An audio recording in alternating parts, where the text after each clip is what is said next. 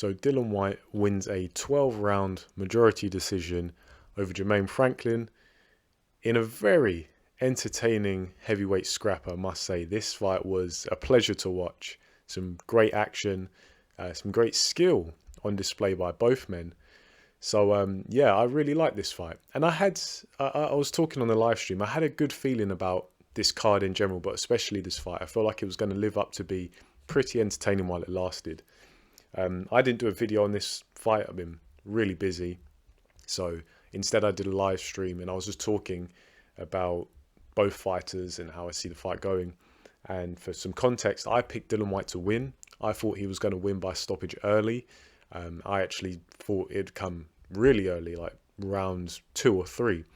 But no, Jermaine Franklin was much gamer than I thought. I'd seen Franklin. I'd watched a couple of his fights in the lead up to this one. And I saw that he had some polish. This was something I touched on. He clearly has a lot of know-how when it comes to boxing. My concern was I just wasn't sure how ready he was for this kind of step up, because if you look at his record, he's got 2 notable names on his record, and that's Pavel Sauer and Rydell Booker. You know, it's hardly stellar. But in those fights, he had shown a decent degree of ability. So I just thought it was going to be a matter of it being too soon for Jermaine Franklin. But I have to say, massive big up to Jermaine Franklin, because he really, really stepped up to the mark in this fight. And so much so that has led people to think that this was potentially a fishy decision, a British decision, as it is now known these days. I just want to say that I haven't watched any other videos on this fight. I haven't seen Hatman's or Chris's or G-Man's or Boxing on the Edge, none of them, because I'm late to the party, as you guys probably know is expected of me by now. But I just wanted to get my own opinion of this fight without it being influenced by any of the opinions that I respect and listen to. So I'm just going to run through the rounds, how I had them, give my scorecard, and also a bit of an overall take of the fight and the direction that both fighters going from here. So round 1, Dillian Whyte has stormed out of the corner, looked to take the centre of the ring, but I feel like he's halted in his tracks a little bit because Jermaine Franklin showed some very good hand speed, very assertive jab, very sharp. There was some decent body work from Dillian Whyte, but it just seemed like in this first round, Jermaine Franklin was just able to punctuate the exchanges with his own offense. So I thought that was a Jermaine Franklin round.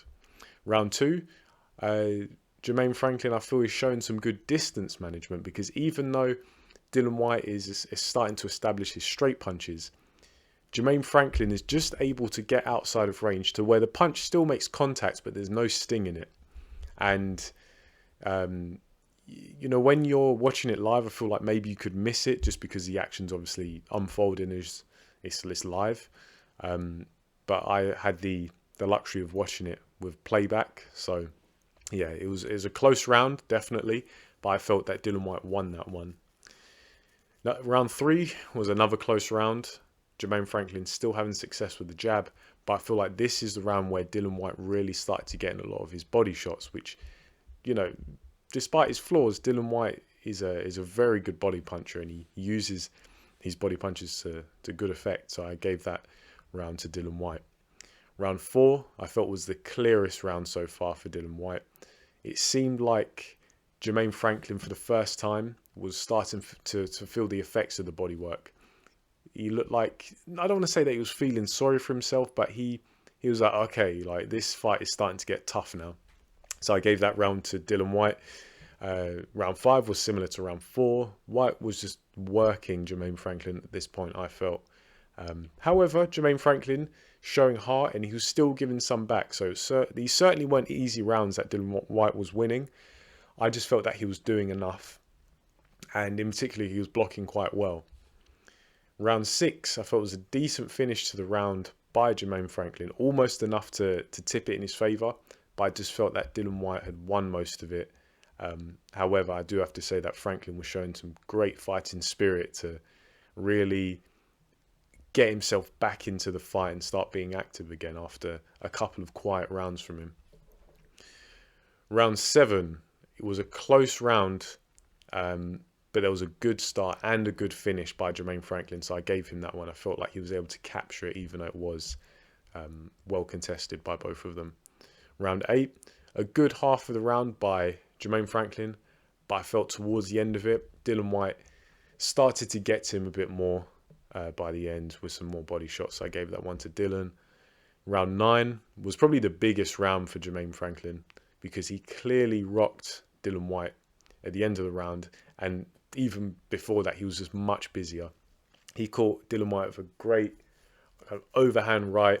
Dillian Whyte was caught a little bit upright, sent him into the ropes, had him falling over his own feet a little bit. It wasn't like Dillian Whyte was completely out of it, but it was clearly a shot that rocked him to his boots. So yeah, that really secured Jermaine Franklin that round, in my opinion. Round 10, there was a big right hand by Dillian Whyte at the end of the round on the final bell.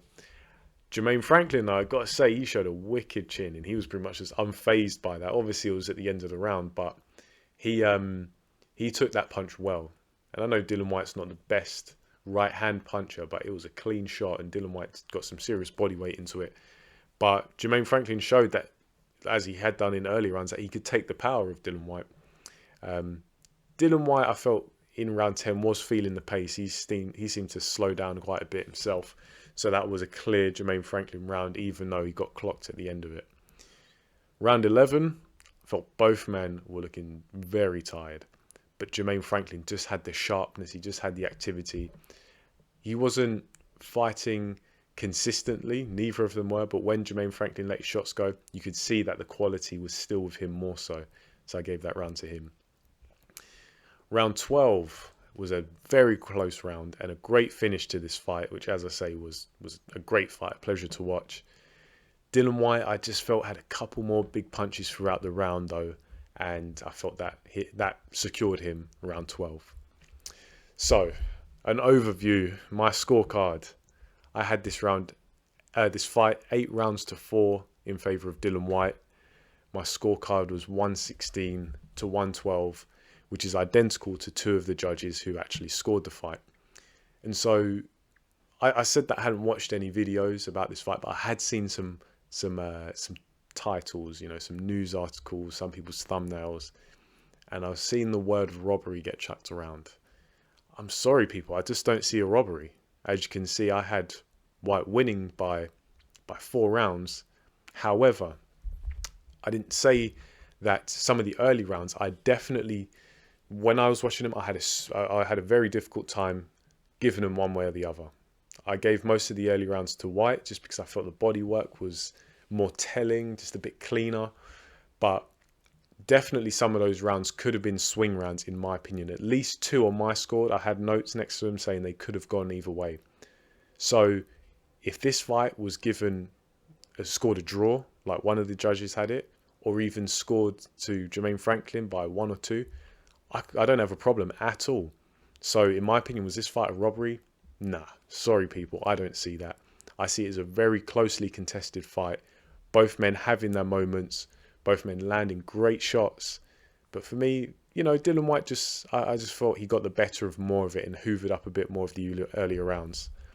I think I'm looking at the fight and I'm trying to understand how people could maybe perceive it as a robbery, because as I said, I saw some of the headlines. I think, you see the sharpness of Franklin, because it was impressive. This man's got some decent speed. He's got quite an unassuming build. It's a bit of an Andy Ruiz effect, where you've got this podgy guy, this chubby guy who's borderline fat, but he's got some great athleticism, especially with the hand speed and the combination punching. And so that's impressive. But I don't think people are probably going to see that and think, oh wow, that's a great bit of offense from Jermaine Franklin, but then probably not giving Dillian Whyte the credit for blocking. Dillian Whyte, he showed some good head movement, some good blocking.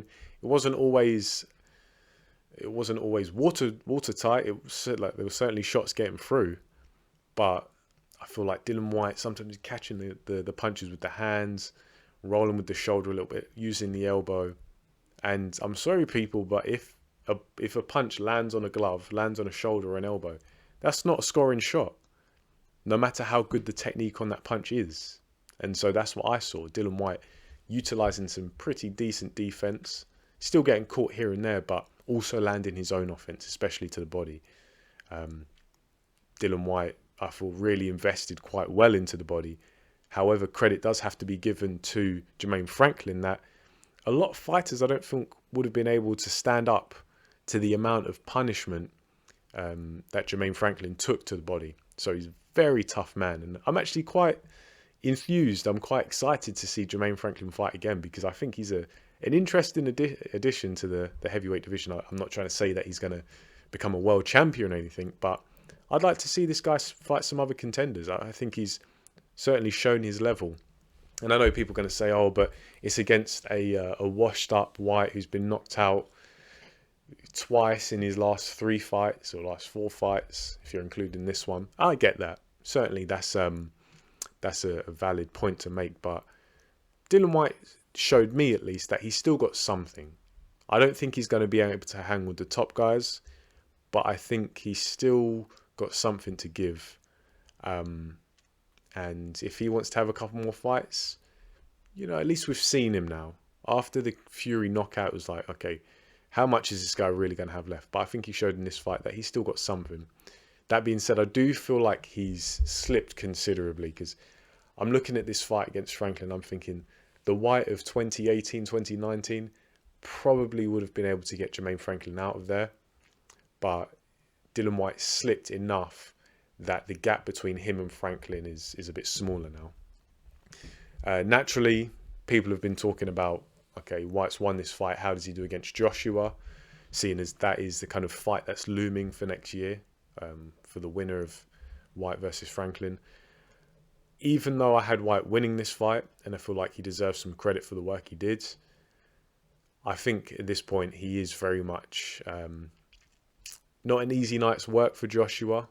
But I don't think he's going to be able to stand up to Joshua for that long. And I felt that way about that fight for a long time. I've never seen the Whyte-Joshua rematch being as competitive as the first one. I think by this point, Joshua deals with Whyte and deals with him pretty dramatically, and probably earlier than the first fight.